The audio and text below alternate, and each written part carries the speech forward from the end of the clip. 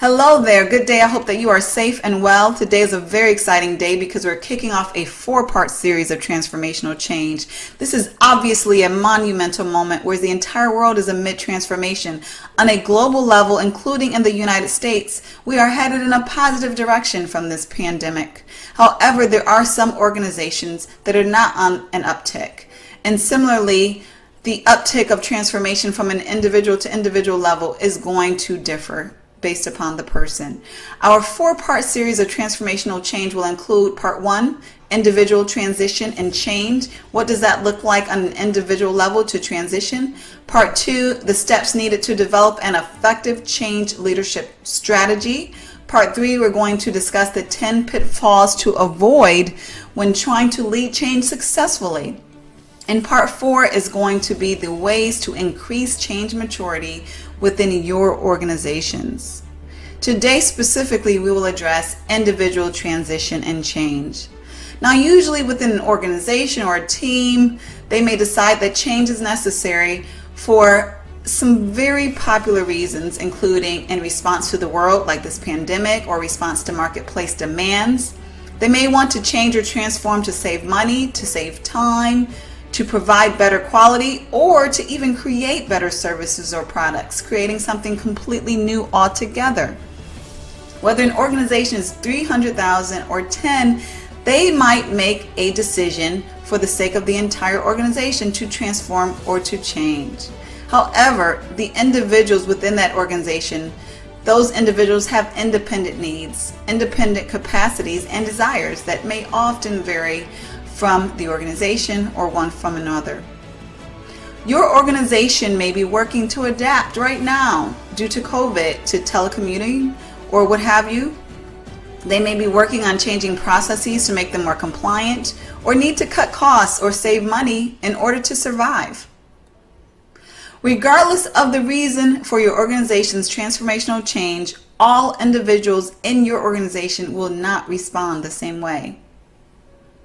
Now, I would like to share with you what the change process looks like on an individual level.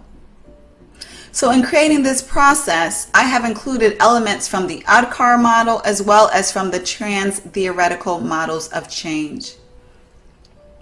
Once an organization has decided to move forward with a change, the leaders make the individuals within the organizations aware.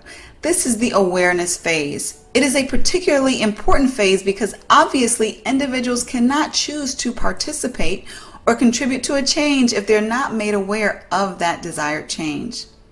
This awareness phase can be done well, or it could also be done poorly.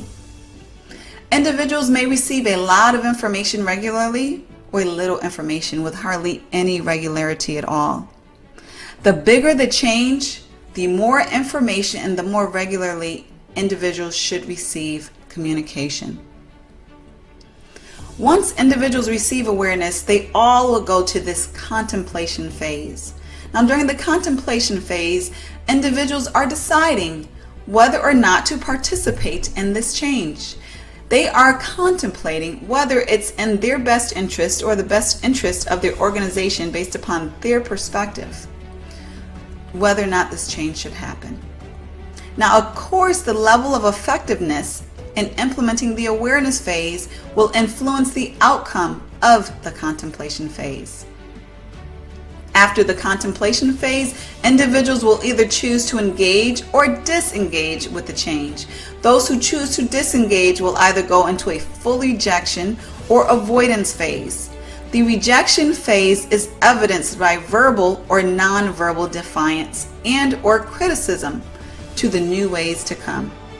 Avoidance is harder to identify initially. The avoidance, it entails a more passive-aggressive approach. The individual is not assertively rejecting the new way and related actions. However, they're avoiding it as long as they can. This can manifest by not making the transformation a priority. They may continue to do things to work as usual, status quo. The rejection and or avoidance phase ultimately leads to the ultimatum phase. In an organization, transformation, this is going to require, obviously, some major shifting for everyone. Individuals will need to eventually adapt to survive and thrive within the organization, or otherwise. In the ultimatum phase, the individual may have rejected and or avoided the new way as long as they could, and now they need to make a decision. In order to be successful and or stay in the organization, they have to adapt. At this point, they either choose to stay disengaged or decide to engage with the organizational change. If they continue to disengage, it often leads to disillusion. That is the separation of the individual and the organization. The relationship that the individual has with the organization or that specific role may dissolve. And if this happens, obviously the individual reaches the final phase, which is failure to adapt. Now, individuals who ultimately choose to engage, they will go through this process of saying goodbye or letting go of the old or current way that things are done. The level of emotion required in doing this will depend on a lot of factors, including how long it has been that they've done that work that way, how much they have enjoyed it, and how much people interaction is shaken up. This is going to influence grossly the level of phase changes that they will need to go through and how long in order to ultimately be successful. There are a myriad of factors that will influence this. The process of letting go of this attachment may continue even through all of the phases of the change, just depending on how closely they are attached to the current way of doing things. The next phase is the novice or learning phase. This may require a new process, new skills, learning, new relationships. Essentially, the individual may become or feel like a novice all over again, and this brings anxieties in and of itself. Once the individual can effectively learn the new skills, processes, or relationships, then they are able to start doing the new action effectively. The ability for the individuals to learn and or prepare effectively will be largely influenced by the guidance and resources provided by the organization. As the individuals continue operating in the new way with new actions and behaviors, the individuals then enter the habit phase. Their performance in the new action improves. They gain confidence and comfort in the new way and can contribute successfully to the organization's transformation. They officially reach the final phase, successful transformation. Those are the phases of individual transition and change within the organization transformational process. Thank you for joining us on this journey of transformational change.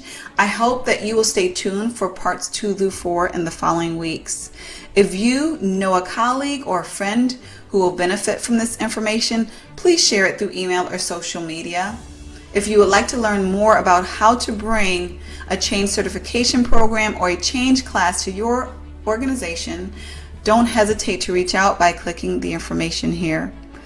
And to learn about availability of coaching spots with Dr. Lepora for leadership, transformation, or change and talent management services, please reach out for your complimentary exploratory session. Have a wonderful day.